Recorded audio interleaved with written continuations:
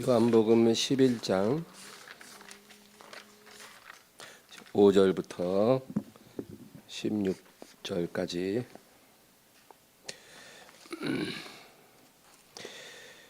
다 같이 읽겠습니다.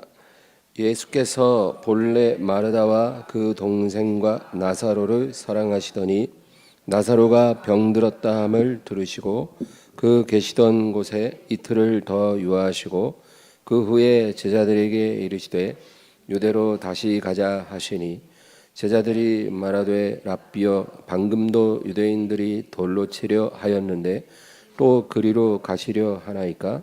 예수께서 대답하시되 낮이 12시간이 아니냐? 사람이 낮에 다니면 이 세상의 빛을 범으로 실족하지 아니하고 밤에 다니면 빛이 그 사람 안에 없는 고로 실족하느니라. 이 말씀을 하신 후에 또 이르시되 우리 친구 나사로가 잠들었도다. 그러나 내가 깨우러 가노라. 제자들이 이르되 주여 잠들었으면 낫겠나이다 하더라. 예수는 그의 죽음을 가리켜 말씀하신 것이나 그들은 잠들어 쉬는 것을 가리켜 말씀하심인 줄 생각하는지라. 이에 예수께서 밝히 이르시되 나사로가 죽었느니라. 내가 거기 있지 아니한 것을 너희를 위하여 기뻐하노니 이는 너희로 믿게 하려 함이라. 그러나 그에게로 가자 하시니 디두모라고도 하는 도마가 다른 제자들에게 말하되 우리도 주와 함께 죽으러 가자 하니라. 아멘. 오늘 하나님은 결코 늙지 않는다라는 제목으로 말씀을 나누겠습니다. 예수님이 이 세상에 육신으로 오신 이유는 한마디로 말하면 죄인들을 위해 자기 목숨을 화목제물로 드리기 위하심입니다. 33년 동안 많은 일을 행하셨지만 가장 중요한 목적, 우리들을 위해서 예수님의 목숨을 하나님께 드리기 위해서 오신 것입니다. 세상에 많은 사랑이 있죠. 사랑은 참 여러 가지 사랑이 있습니다. 부모의 사랑, 부부간의 사랑, 남녀간의 사랑, 친구간의 사랑, 큰 사랑, 작은 사랑 많지만 목숨까지 내어준 사랑보다 더 큰 사랑은 없죠. 그 어떤 사랑도 자기 목숨을 줄 정도로 사랑하지는 못합니다. 그래서 예수님의 사랑은 사랑 중에 사랑이고 가장 큰 사랑이십니다. 그 가장 큰 사랑을 이 세상에 오셔서 우리에게 주셨는데 사람마다 차별하지 아니하시고 죄인들을 위해서 똑같이 그 사랑을 주신 것입니다. 그를 믿는 모든 사람에게 차별이 없는 것입니다. 예수님은 저를 위해서도 목숨을 내어주셨고 또 여러분들을 위해서도 목숨을 내어주신 것입니다. 그런데 그럼에도 불구하고 주님은 이 세상에 계실 때 이 베다니에 사는 삼남매를 아주 특별하게 애정을 갖고 계신 것 같습니다. 그 베다니의 삼남매가 누구예요? 나사로와 마르다와 마리아죠. 우리 5절 다시 읽겠습니다. 예수께서 본래 마르다와 그 동생과 나사로를 사랑하시더니, 이 구절을 보면 예수님을 따르는 제자들조차 예수님이 이 세 남매를 좀 각별하게 애정하시는 것을 제자들이 알고 있었던 것 같아요.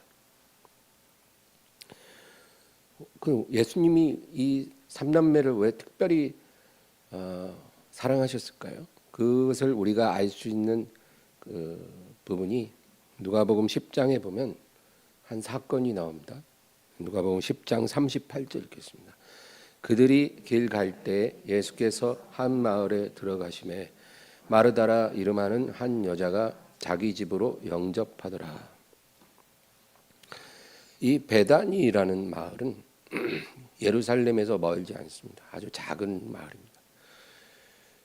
예수님이 이제 이 베단이라는 작은 마을을 가신 이유는 명절 때 예루살렘에 가실 때마다 예수님이 잠시 들러서 쉴 곳입니다. 예루살렘에는 예수님이 쉴 만한 자리가 없어요. 그래서 베다니에 자주 오시고 거기서 주무시기도 하시고 또 식사도 하시고 이렇게 좀 마음 편하게 쉬실 수 있었던 것 같아요. 근데 예수님이 베다니에 오실 때마다 이 마르다라고 하는 이 여자가 그 예수님 일행을 꼭 그렇게 모셔서 지극정성으로 대접을 했다는 것입니다. 예수님의 일행은 적어도 2~30명 정도는 될 거예요. 그 인원이 집에 와서 밥 먹고 그렇게 지내면 또 보통 일이 아니죠. 이 베단이라는 말 자체가 그 뜻이 가난한 자들의 집 이런 뜻입니다. 가난한 자들의 집. 이게 부촌이 아닌 거예요. 부촌을 이렇게 이름 지을 리가 없잖아요. 아주 가난한 사람들이 사는 그런 빈촌입니다. 그런 형편에 이 2~30명이나 되는 일행을 지극정성 대접하려면 경제적인 부담도 굉장히 클 거예요.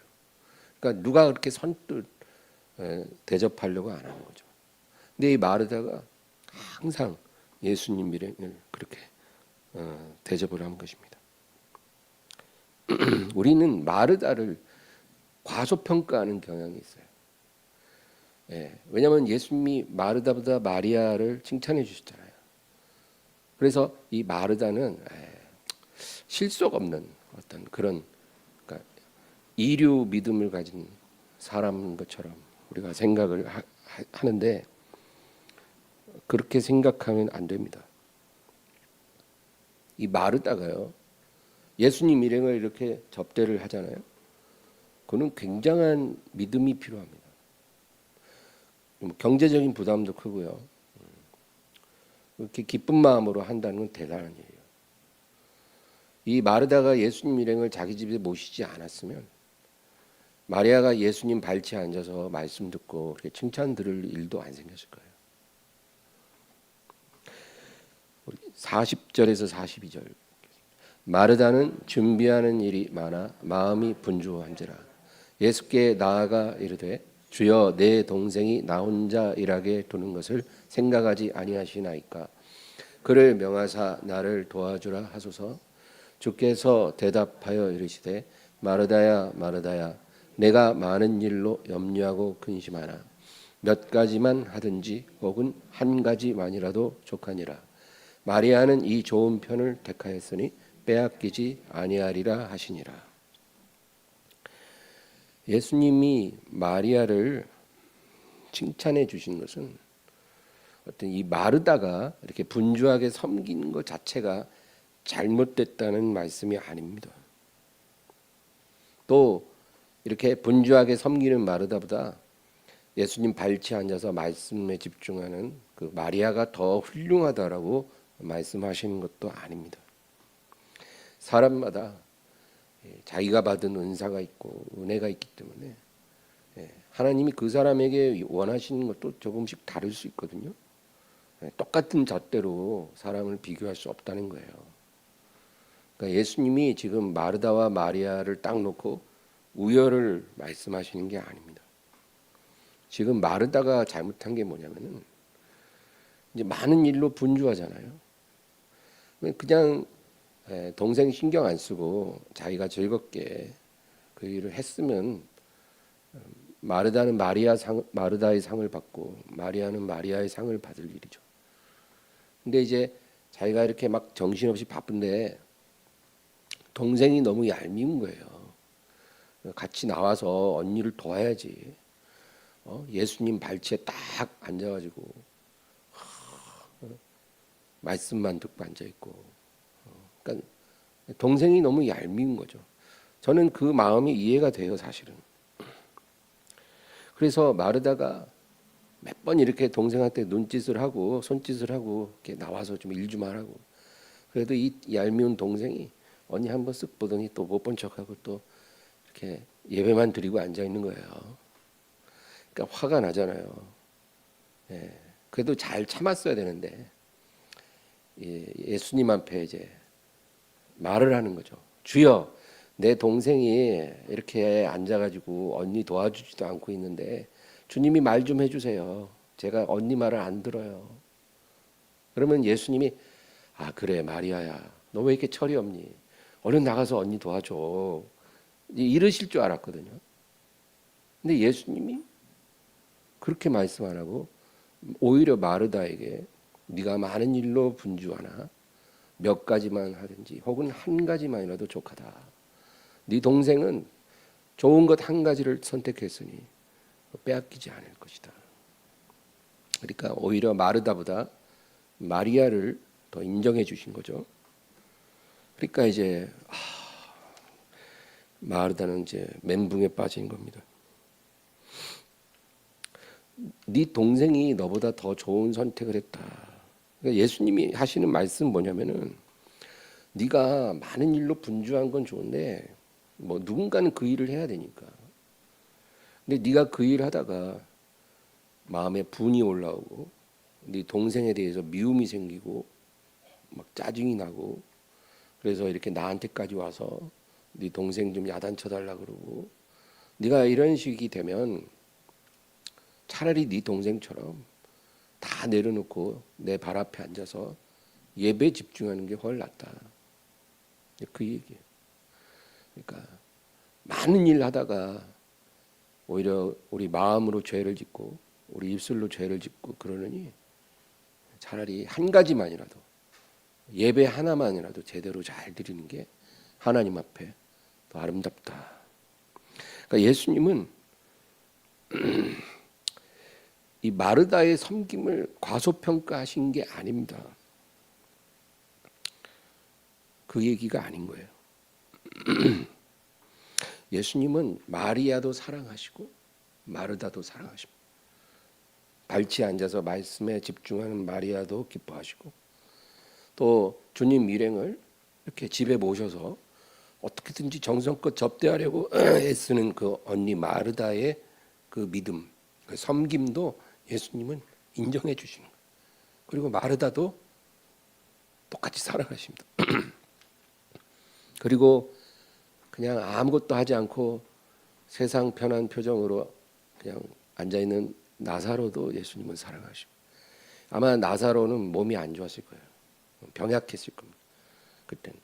그러니까 뭐 별일 안 해도 주님은 나사로도 사랑하시고 그래서 이 삼남매에 대해서 애틋한 정을 갖고 계신 것입니다.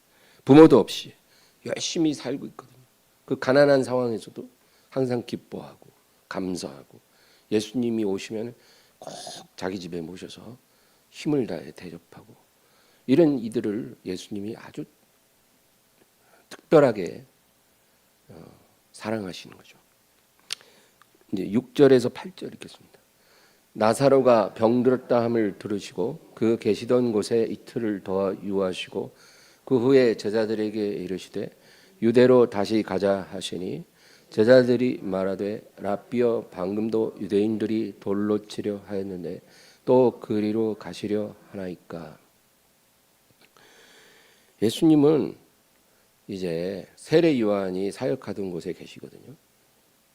근데 이제 나사로가 아주 위독하다는 말을 들으셨어요. 그러면 사랑하시는 나사로가 위독하면 듣자마자 한시바삐 오셔서 나사로를 고쳐야 되잖아요. 근데 그 말을 들으시고도 이틀을 더 유하신 거예요. 그리고 이제 제자들에게 이제 가자, 유대로 다시 가자. 그렇게 말씀하신 겁니다. 그 예수님이 왜 이틀을 더 지체하셨을까요? 뭔가 할 일이 많이 남아서 그러셨을까요? 그게 아니라 나사로가 죽기를 기다리신 거예요. 나사로가 아직 안 죽어서 못 떠나는 거예요. 나사로가 죽으면 이제 유대로 가서 베다니에 갈 생각인 거죠. 우리 생각에는 지금 사랑하시는 자가 위독하면 죽기 전에 하루라도 빨리 오셔야 되잖아요. 그 당연한 거잖아요. 지금 한시가 급하잖아요. 그게 우리 생각이에요. 근데 주님 생각은 나사로가 죽어야 베다니를 향해 가실 수가 있다는 거예요.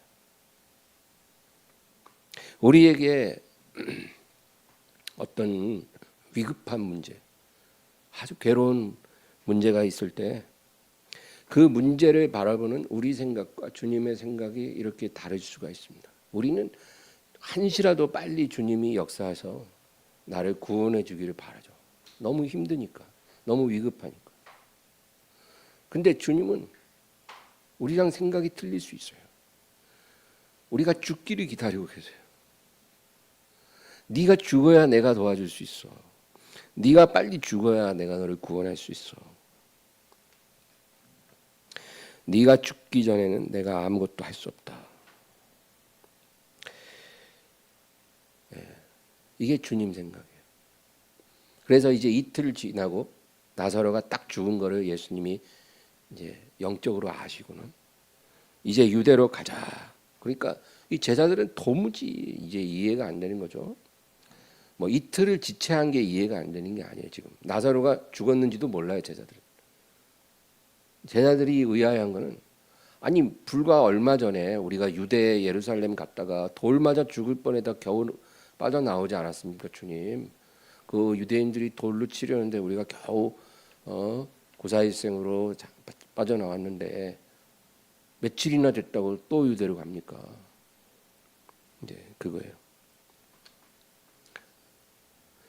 9절 10절 읽겠습니다. 예수께서 대답하시되 낮이 12시간이 아니냐 사람이 낮에 다니면 이 세상의 빛을 보므로 실족하지 아니하고 밤에 다니면 빛이 그 사람 안에 없는 거로 실족하느니라. 여기서 예수님 말씀이 굉장히 난해한데요. 여기서 낮이라는 것은 일반적으로 사람이 햇빛을 보며 일하는 시간이죠. 옛날에는 낮에만 일했어요. 지금처럼 전등불이 있는 것도 아니고 이제 해가 있을 때 일하고 해 지면 이제 일을 하려고 해도 못 해요. 어두워서. 이제 집에 들어가서 이제 쉬는 거죠. 그러니까 일반적으로 낮이라는 개념은 사람이 빛을 보면서 일을 할 수 있는 시간입니다. 근데 여기서 예수님이 이 말을 하신 것은 예수님을 믿는 사람이 이 세상에서 주님을 섬길 수 있는 생애 시간을 말합니다. 우리가 예수님을 믿잖아요. 그러면 예수님이 누구시에요? 빛이십니다. 빛, 세상의 빛. 세상의 빛이신 예수님이 이제 우리와 함께 있는 거죠. 그래서 예수님의 빛이 우리를 환하게 비춰주고 있을 때는 우리가 실족하지 않는다. 그 말은 어떤 사망의 위험이 우리를 무너뜨릴 수 없다는 겁니다. 우리가 예수님과 동행하는 이 세상에서 아직 할 일이 남아있을 때는요, 죽음이 우리를 피해갑니다. 그러니까 지금 너희가 나랑 같이 있지 않느냐, 또 우리가 해야 할 일이 아직 남아있지 않느냐. 우리가 지금 예루살렘에 다시 가도 절대로 안 죽어. 거기 있는 사람들이 아무리 돌을 들고 우리를 치려해도 우리는 안 죽어. 왜? 지금 낮이거든. 우리가 이 세상에서 할 일이 있거든. 너희가 나와 함께 할 일이 남아있거든. 그러니까 지금은 죽을 수가 없어. 죽고 싶어도 못 죽어. 그러니까 너무 걱정하지 마. 그 얘기예요. 실제로 예수님 생애를 보면 죽을 일이 많이 있었는데 안 죽으세요. 태어날 때부터 헤롯이 죽이려고 했잖아요.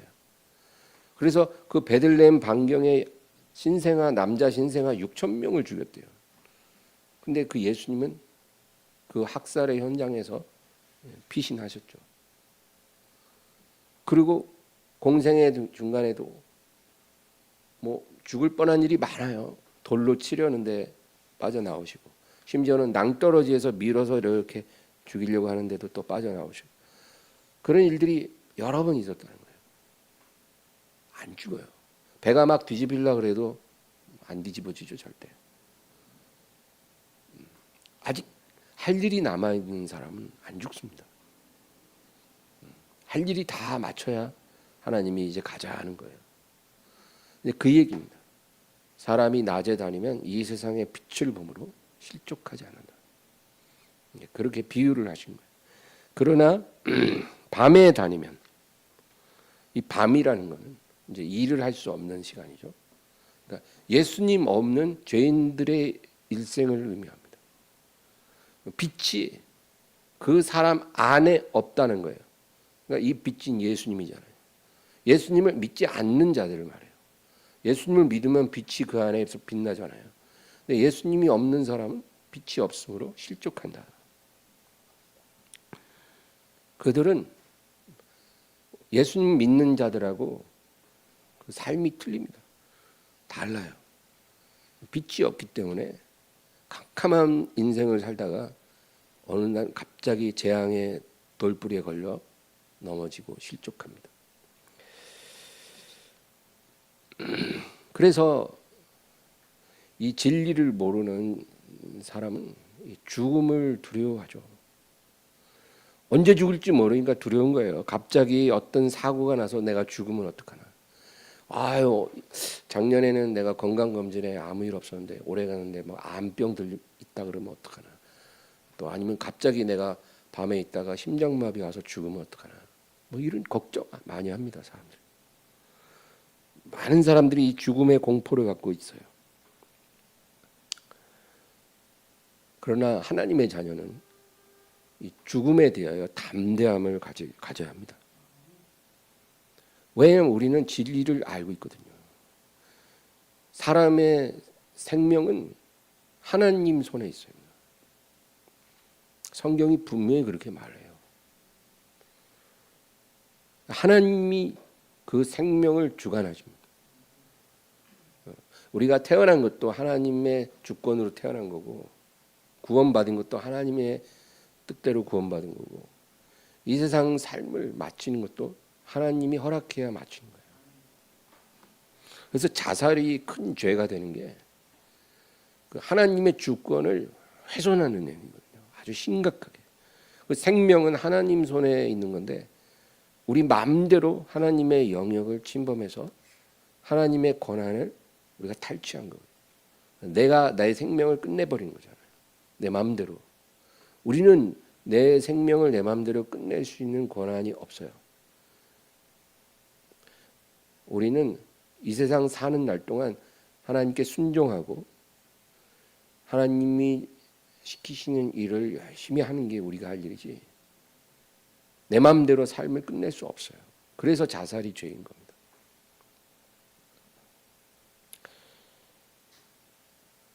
죽음은 하나님의 명령을 거역할 수 없습니다. 하나님이 허락하지 않았는데 죽음이 지 마음대로 사람에게 역사해서 막 지가 원하는 자 막 데려가고 그럴 수 없습니다. 저승사자도 자기 마음대로 하나님 자녀를 데려갈 수 없습니다. 하나님 자녀만 아니라 어떤 생명도 저승사자가 지 마음대로는 못 데려가요. 죽이고 싶어도 못 죽이고 데려가고 싶어도 못 데려갑니다. 하나님이 허락해야 데려갈 수 있는 거예요. 마태복음 10장 29절에서 31절. 참새 2마리가 한 앗사리온에 팔리지 않으냐. 그러나 너희 아버지께서 허락하지 아니하시면 그 하나도 땅에 떨어지지 아니하리라. 너희에게는 머리털까지 다 세신 바 되었나니 두려워하지 말라. 너희는 많은 참새보다 귀하니라. 예수님이 이렇게까지 말씀하셨잖아요. 이해가 안 됩니까? 너무나 쉽잖아요. 참새 2마리가 시장에서 동전 한 입, 한 앗사리온, 동전 하나에 팔린 거예요. 참새 2마리인데 제가 참새라면 굉장히 기분 나쁠 것 같아요. 아, 내 생명이 동전 하나도 안 돼? 둘이 하나야? 자존심 상하네. 정말 그렇게 미물이라는 거예요, 참새는. 그런 존재도 아버지께서 허락하지 않으면 그 하나도 우연히 땅에 떨어지지 않는. 그러니까 참새 한 마리가 그물에 걸리는 것도 그 하나님이 허락하심 속에서 일어난 일이라는 거예요. 우리 하나님은요 모르시는 게 없어요.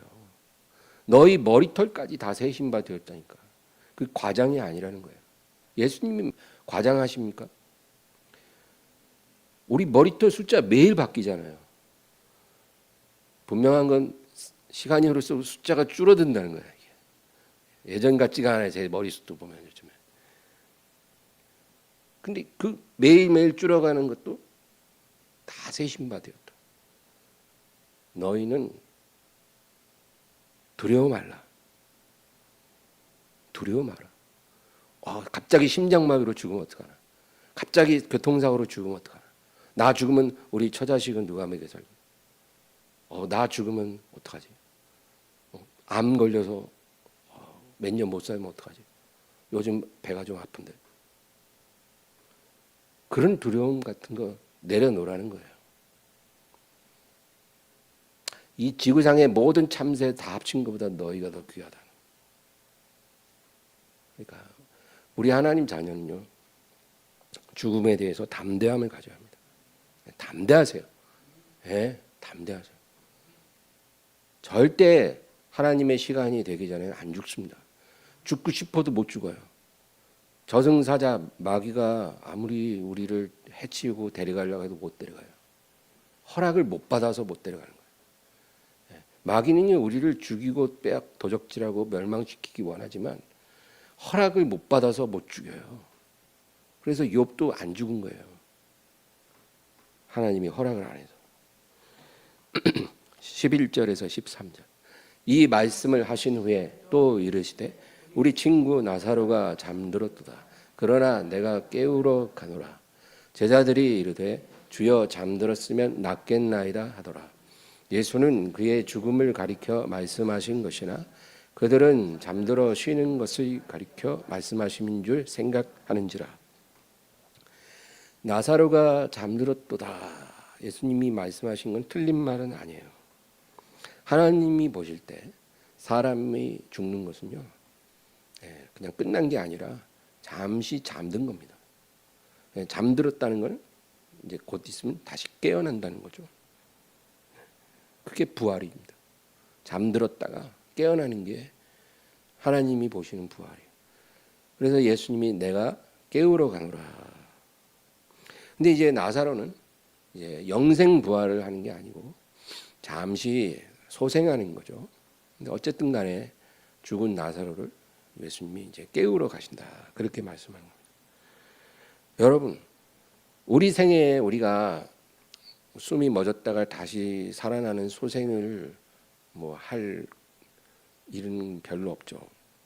그런 일들은 흔한 일이 아니니까. 그러나 모든 사람에게 예외 없는 것은 부활의 날에 우리는 잠에서 깨어난다는 것입니다.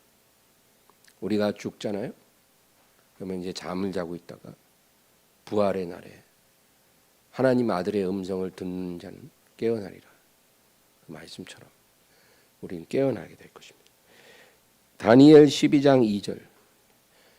땅의 티끌 가운데에서 자는 자 중에서 많은 사람이 깨어나 영생을 받는 자도 있겠고 수치를 당하여서 영원히 부끄러움을 당할 자도 있을 것이며. 사람이 죽으면 육체는 먼지가 됩니다. 육체는 그냥 먼지로 변해요. 근데 육체는 사라지지만 영혼은요 불멸입니다. 불멸. 그게 중요한 거예요. 이 몸은 그냥 그릇이에요. 그릇은 그냥 깨질 수도 있어요. 사라질 수도 있어요. 그러나 그 안에 있는 영혼은 불멸입니다. 그래서 이 영혼이 죽음을 통과해서 이제 잠을 자는 것입니다. 잠을 자는데 의인의 자는 잠이 있고 악인의 잠이 있습니다. 이 다릅니다. 모든 사람의 잠이 똑같은 게 아니에요. 의인의 잠은 우리 영혼이 낙원에 들어가서 꿈 같은 그런 행복을 누리는 그런 꿀잠입니다. 꿀잠. 진짜 우리 영혼이 낙원에 가서 말로 다 할 수 없는 그런 행복 가운데 이렇게 지내는 시간이 있는 것입니다. 그게 의인의 잠입니다. 왜 잠이라 그러냐면 아직 부활하지 않았기 때문에 잠을 자는 거죠. 근데 악인들은요, 죽잖아요. 그러면 그 영혼이 낙원으로 가지 않고 지옥으로 갑니다. 지옥에 가서 거기에를 통치하는 마귀들에게 쫓기고 괴로움을 당하고 고통스러운 그런 악몽의 잠을 자는 것입니다. 그 다릅니다. 근데 이 낙원이나 지옥에 서 보내는 시간이 너무나 실제적인 경험이기 때문에 현실보다 더 현실 같은 그런 상황이라는 거죠. 우리 몸이 모든 감각을 다 느끼고 있는 것입니다. 영혼이지만 영체가 그걸 느끼는 거죠. 그러고 있다가 이제 부활의 날에 의인은 생명의 부활로 나오고 악인은 심판의 부활로 부활하는 것입니다. 의인만 부활하는 게 아니라 악인들도 부활합니다. 의인들은 이제 부활의 몸을 입고 하나님 나라를 상속받고 영생 복락으로 들어가는 것입니다. 얼마나 감사합니까? 우리가 만약에 예수님 오시기 전에 죽잖아요. 그러면 우리는 낙원에 가서 정말 행복한 시간이 갔다가 부활의 날에 부활하고 그리고 하나님 나라의 상속자로 이제 그 나라를 우리가 받는 것입니다. 근데 악인들은 지옥에서 계속 마귀들에게 고통당하다가 그리고 악인들도 부활해요. 부활해가지고 흰 보좌 앞에서 심판을 받습니다. 그러니까 지옥에서 고통받는 건 그냥 잠시 대기한 거예요. 대기하다가 이제 부활해서 흰 보좌 앞에 서서 일평생에 지은 죄를 다 거기서 다시 판결을 받고 불못에 던져집니다. 이 지옥하고 불못이 다릅니다.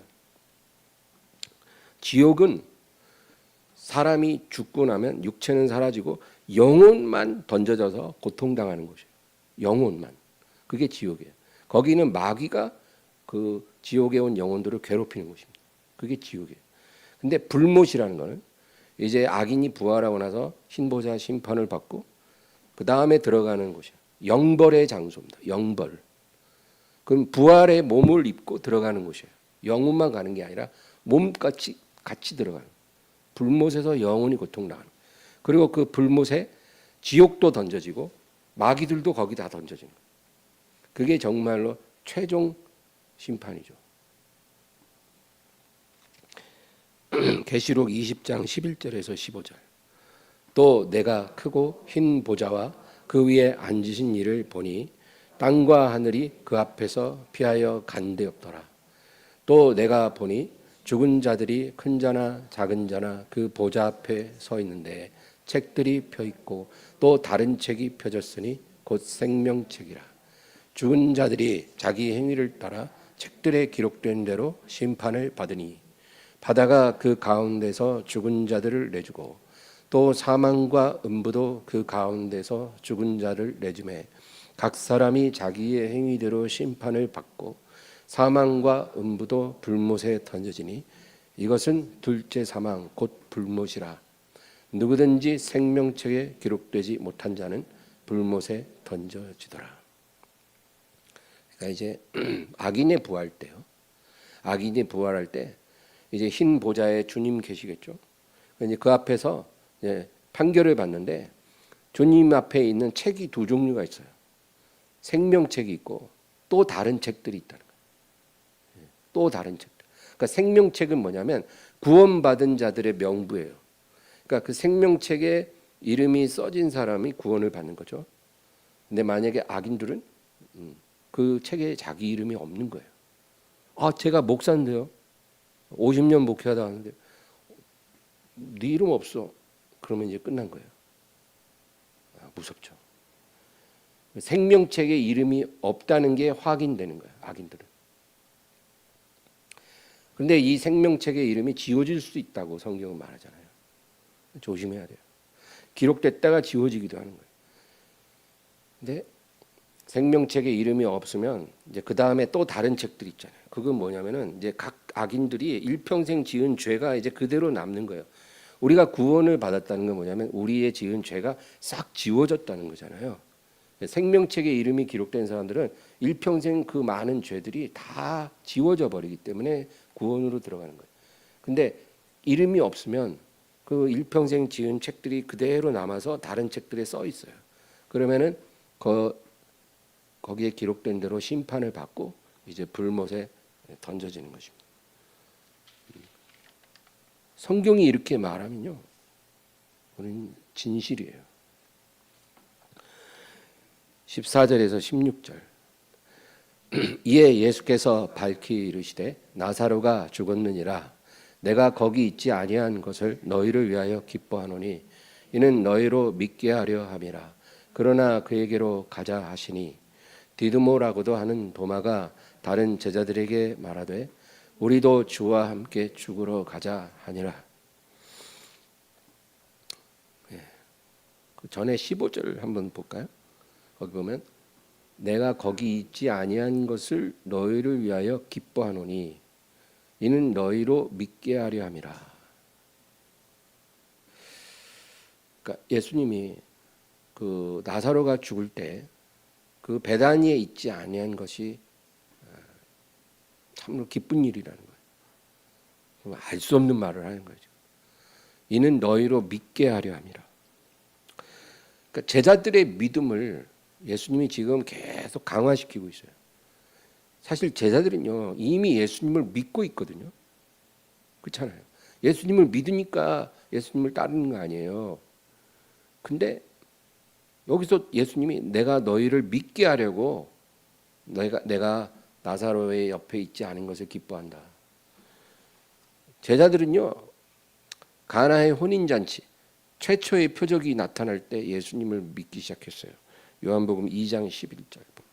예수께서 이 첫 표적을 갈릴리 가나에서 행하여 그의 영광을 나타내심에 제자들이 그를 믿으니라.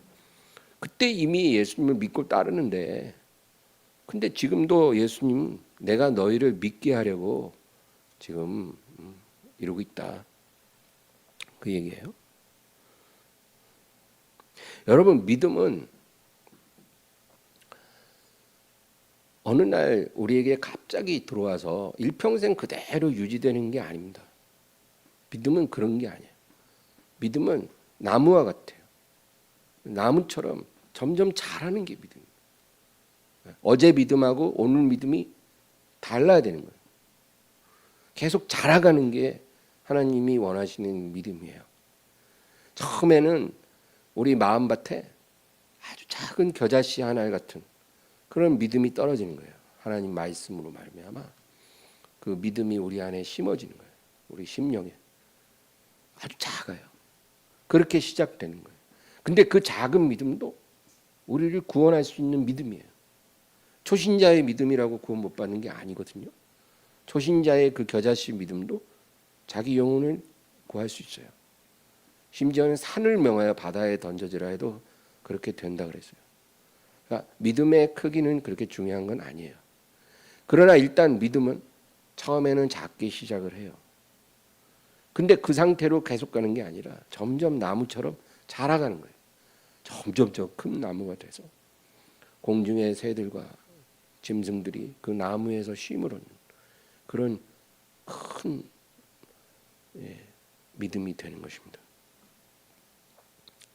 그래서 예수님은 3년 반 동안 제자들의 믿음을 계속 키우시는 거예요.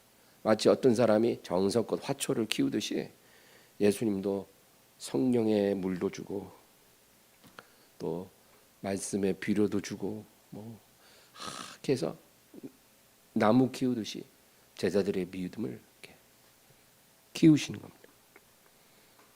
16절 다시 볼까요? 디드모라고도 하는 도마가 다른 제자들에게 말하되 우리도 주와 함께 죽으러 가자 하니라. 저는 이 구절이 너무 재밌어요. 이 도마라는 제자, 이 제자는 12제자 중에 아주 특별한 캐릭터를 갖고 있어요. 12제자 중에 가장 부정적인 성격입니다. 도마는 의심도 많고 불평도 많고 그런 제자예요. 그 도마가 지금 예수님이 다시 유대로 가자 그러니까 옆에 있는 제자들한테 우리도 주님과 함께 죽으러 가자 그런 거예요. 그러니까 이 도마가 왜 이런 말이냐면 지금 우리가 다시 유대로 가면 죽어 있는 나사로를 다시 살리기는 고사하고 우리도 돌에 맞아 죽어서 나사로처럼 될 거다 그 얘기예요. 그러니까 예수님이 지금 유대로 가자 막 사람이 낮에 다니면 실족하지 아니하고 밤에 다니면 빛이 없으므로 실족한다. 너무 죽을 거 염려하지 마라. 너희 때가 안 되면 절대 안 죽어. 예수님이 지금 그 얘기 다 했잖아요. 근데도 도마는 옆에 있는 제자들한테 야 이제 유대 가면 돌 맞아 죽을 거니까 우리 주님과 함께 죽으러 갑시다 이러고 가는 거예요. 근데요 저는 여기서 뭘 봤냐면 이런 별로 좋지 않은 성품을 가진 도마인데 주님은 이런 사람도 제자로 부르시고 또 쓰신다는 거죠. 주님은 어떤 특정한 성격을 가진 사람만 쓰시는 게 아니에요. 아주 다양한 사람들을 택하시고 그들을 쓰십니다. 이 도마와 가룟 유다는 아주 다릅니다. 가룟 유다는 지금 이렇게 대화할 때도 옆에 있었을 거 아니에요. 한마디도 안 하고 있는 거예요. 좋다 나쁘다 얘기도 안 해요. 조용히 있습니다. 그러니까 어떻게 보면 굉장히 믿음이 있고 주님이 뭐라고 말씀하시든 순종 잘하고 그런 사람처럼 보여요. 겉으로는. 근데 가룟 유다의 마음은 예수님을 믿지 않아요. 그리고 뒤에서는 자기 실속 차릴 생각만 하고 있는 거죠. 이게 가룟 유다예요. 근데 차라리 도마는요. 그냥 겉으로는 툴툴거리고 불평 있고 불만 있고 그런 식으로 행동을 하지만 이중성을 갖고 행동하지는 않아요. 가룟 유다. 아니 도마는 그냥 겉으로 드러나는 그 부정적이고 뭐 불평 불만 잘하고 툴툴거리는 그 성격이 그게 그냥 도마의 성격인 거예요. 예수님이 부활하셨을 때 도마는 못 봤거든요. 그러니까 제자들이 모였을 때 내가 내 손가락을 그 못자국 난 손에 넣어보고 내 손을 그 창에 찔린 옆구리에 넣어보기 전에는 난 못 믿어. 그렇게 말하잖아요. 그게 도마의 성격이에요. 뭐 굉장히 의심도 많고 부정적이지만 적어도 그런 이중성은 갖고 있지 않았죠. 그러니까 예수님이 이제 나타나셔가지고 도마를 딱 쳐다보시면서 도마야 이리 와서 네 손가락을 내 손 넣어보고 네 손을 내 옆구리에 넣어보라. 그리고 믿음 없는 자가 되지 말고 믿는 자가 되라. 그러니까 도마가 주여 나의 주님이시오 나의 하나님이십니다. 그렇게 고백해요. 그러니까 직접 가서도 만져보고 그러지 않았어요. 예수님 말씀 딱 듣고는 자기 잘못을 깨닫고 그렇게 고백을 하죠. 그러니까 예수님이 너는 나를 보고 나서야 믿느냐? 보지 않고도 믿는 자들이 복이 있도다. 그러시고. 그러니까 의심 많고 부정적인 도마지만 주님은 다른 제자처럼 똑같이 사랑하셨어요. 그리고 그런 도마의 성격 그대로 받으시고 도마를 변화시켜서 쓰신 것입니다. 이 도마가 나중에 어떻게 됐을까요? 이제 예수님 승천하시고 나서 사도들 있잖아요. 가롯 유다 빼고 11명.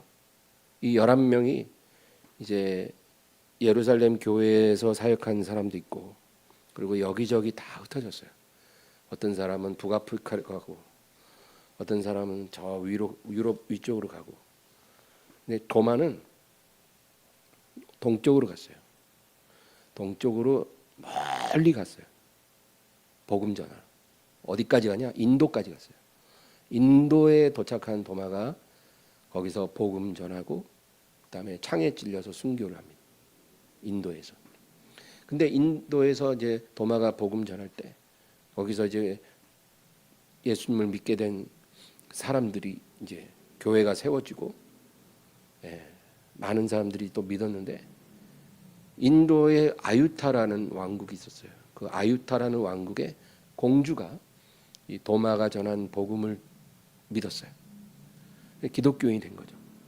근데 이 아유타 공주가 믿고 나서 시집을 갔어요. 어디로 갔냐?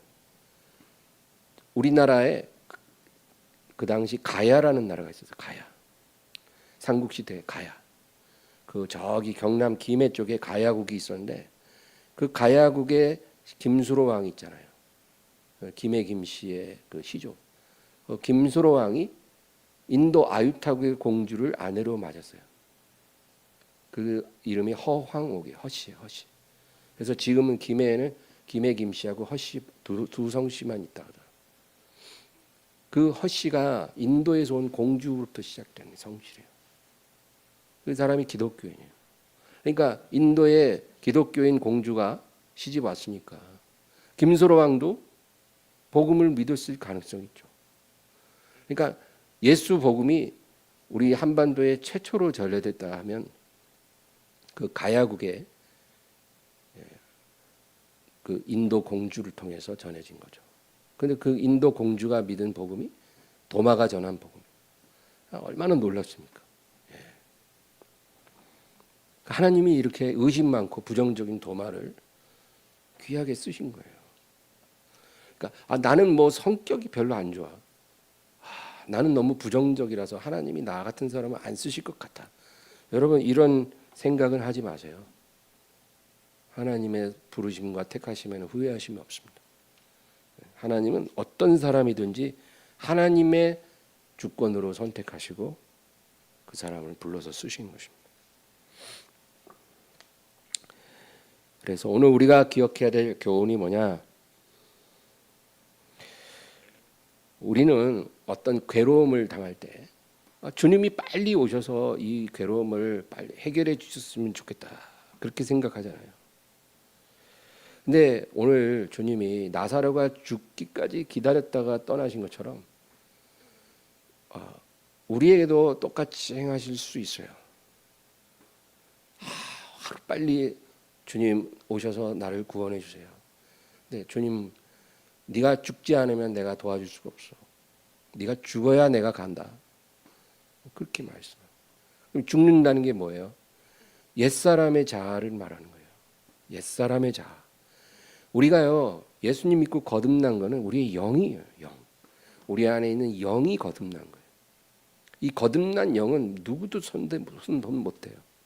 우리는 영은 거듭났지만 우리의 이 혼은 거듭나지 못했어요.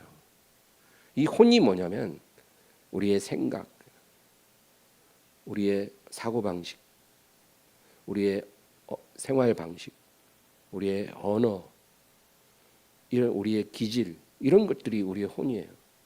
이런 게 거듭나지 못했다는 거예요.